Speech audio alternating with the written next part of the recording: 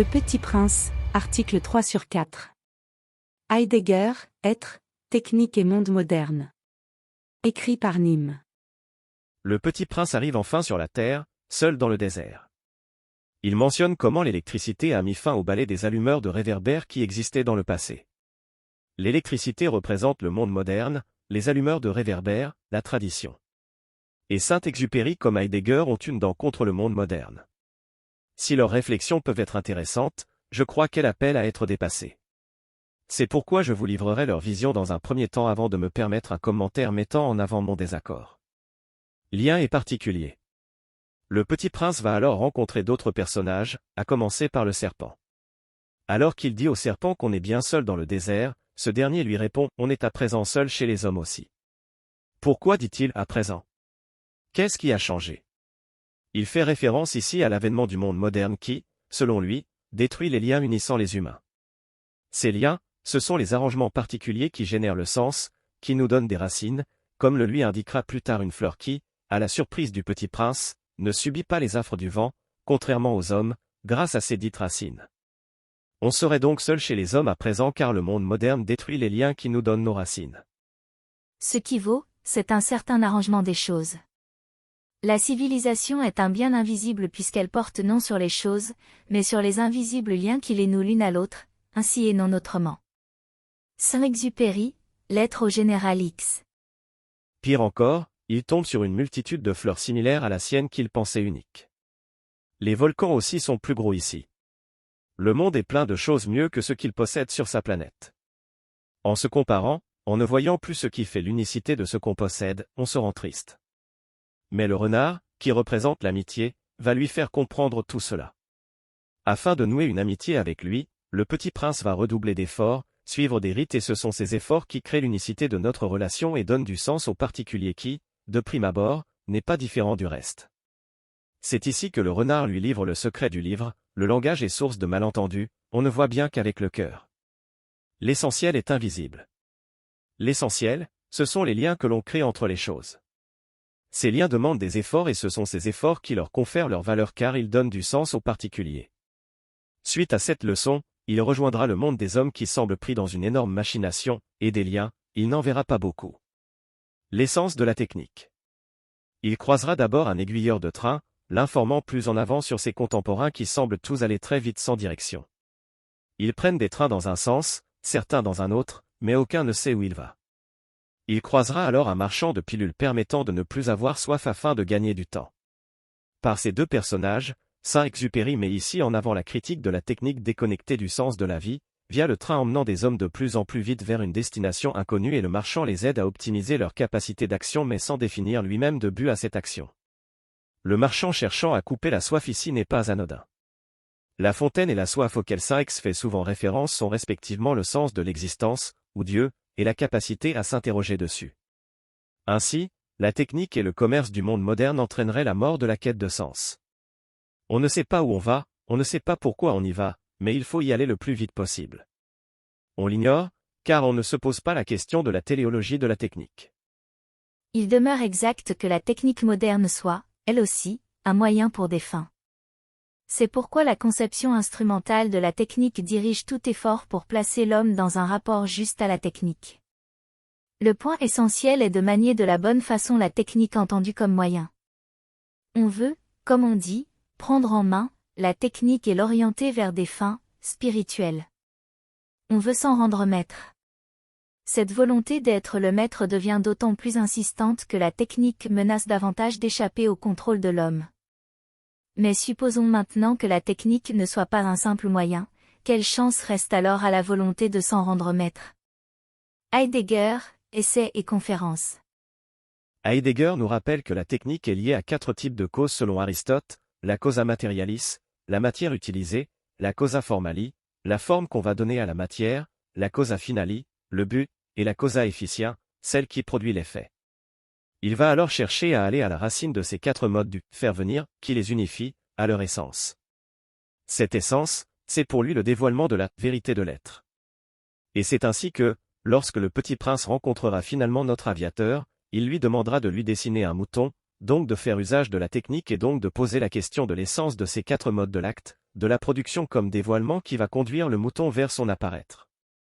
Il questionne donc la technique du point de vue de l'être, et il sera d'ailleurs bien surpris de voir cet étrange objet que l'aviateur essaie de réparer. Mais comment a lieu la production, soit dans la nature, soit dans le métier ou dans l'art? Qu'est-ce que le produire, dans lequel joue le quadruple mode du faire venir?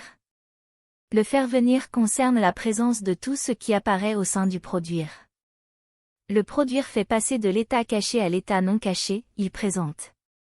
Produire a lieu seulement pour autant que quelque chose de caché arrive dans le non caché. Cette arrivée repose, et trouve son élan, dans ce que nous appelons le dévoilement. Les Grecs ont pour ce dernier le nom d', que les Romains ont traduit par veritas. Nous autres Allemands disons Wahrheit, vérité, et l'entendons habituellement comme l'exactitude de la représentation. Heidegger, Essais et conférences. Certes, le but de toute conscience est d'exprimer ce qui est, mais l'expression est œuvre difficile, lente et tortueuse et l'erreur est de croire que, n'est pas ce qui ne peut d'abord s'énoncer. Car énoncer et concevoir ont même sens. Mais est faible la part de l'homme que j'ai jusqu'à aujourd'hui appris à concevoir.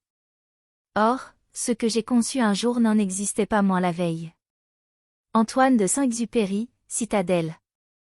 Ainsi, si le but du produire est la vérité, la seule façon pour l'aviateur de produire le mouton parfait est de le cacher, de le rendre invisible afin qu'on ne le voie que mieux, avec le cœur. Par cela, le Petit Prince lui apprend l'essence de la technique.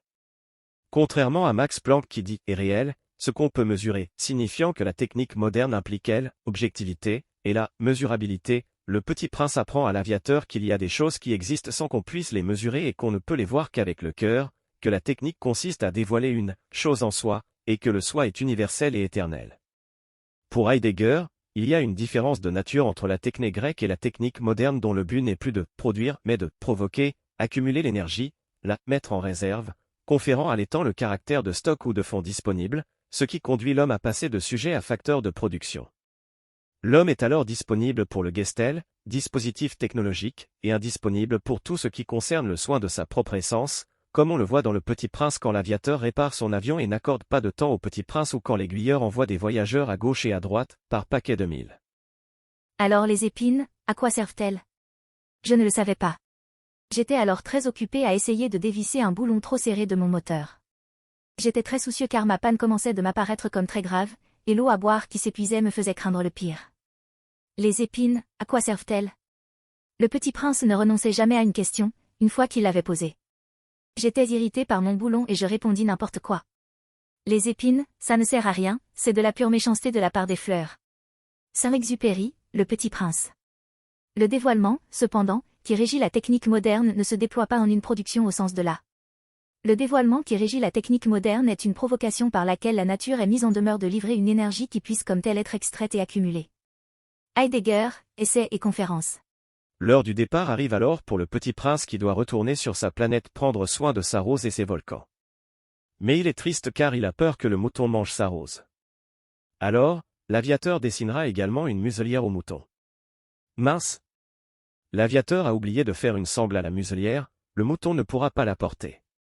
Alors le Petit Prince devra constamment conserver un œil sur lui. Autrement dit, nous devons constamment questionner la technique car elle pourrait détruire notre monde intérieur si on ne prend pas soin de ce dernier. Le destin qui envoie dans le comètre est ainsi l'extrême danger. La technique n'est pas ce qui est dangereux.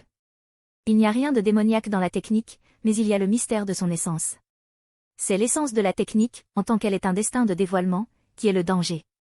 La menace qui pèse sur l'homme ne provient pas en premier lieu des machines et appareils de la technique, dont l'action peut éventuellement être mortelle. La menace véritable a déjà atteint l'homme dans son être.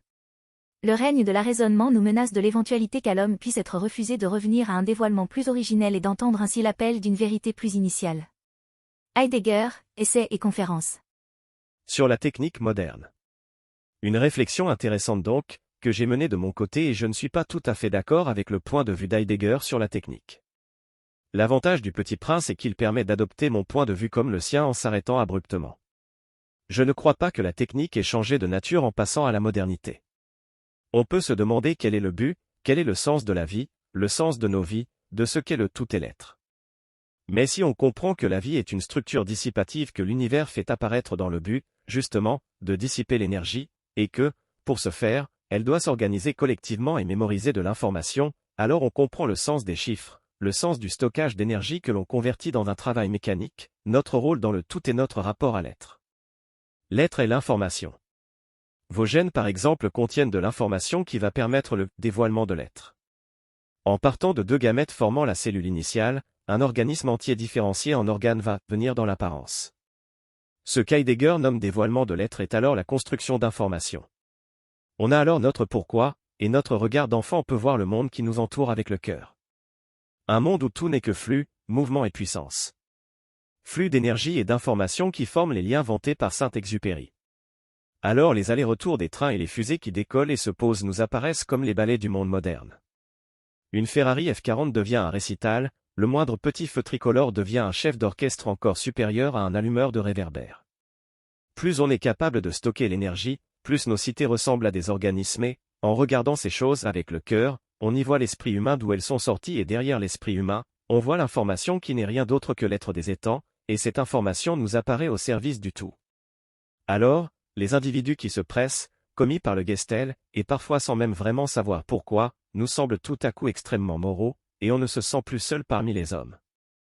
Le petit prince est alors prêt pour la dernière partie de son voyage initiatique, le retour. Nous verrons comment Saint-Exupéry nous apprend ici à mourir, non sans retrouver l'harmonie avec le cosmos au préalable. Cet audio vous a plu ? Abonnez-vous à notre chaîne afin de recevoir tout notre contenu, et soutenez-nous sur Tipeee, le lien est dans la description.